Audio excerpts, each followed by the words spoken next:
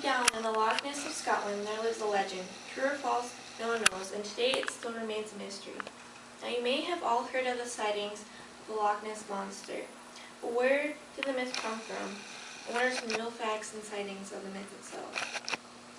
The mystery has always been appealing to me, and I think it is very interesting to learn about. The Loch Ness Monster is the legend of Scotland. Today I'm going to be talking about the myth, the history, and some of the claimed sightings of the Loch Ness Monster. Let's begin with the myth itself before we talk about the sightings and the history.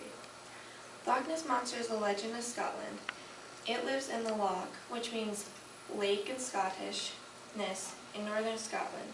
It is supposedly a plesiosaurus-like creature.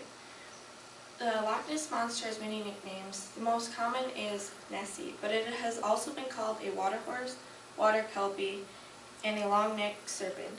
According to Stephen Lyons in Novio's The Beast of the Loch Ness, one of the versions is that the water horse lures small children by offering a ride on its back.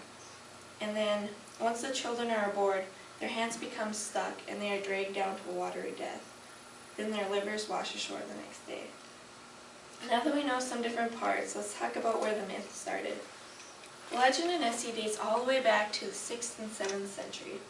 When Romans first came to northern Scotland, they found tattoo-covered tribes called Pickets, or painted people, told by Stephen Lyons.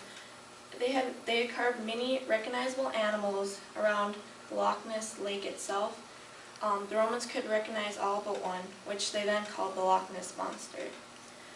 It has also been recorded in skeptics' history that in the 6th century folklore, an Irish monk named St. Columba converted most of Scotland to Christianity, and I guess he converted Nessie too. This, of course, is legend. Throughout history, many sightings have been claimed, but most known today are more recent. Though there is no actual proof or evidence of the Loch Ness Monster itself, many people have claimed to have seen Nessie pop out of the water.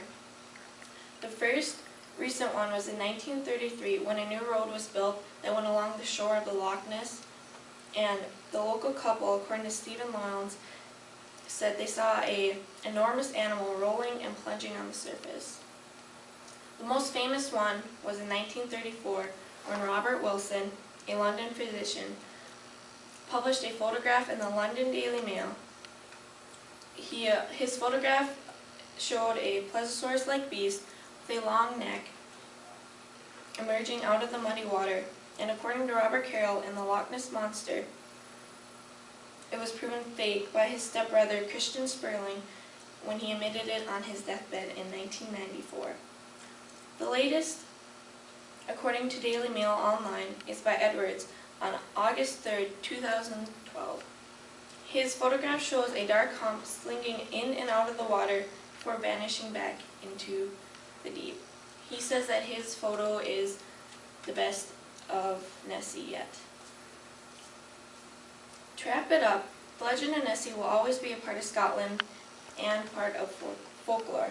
It is an old legend and is part of Scotland's history.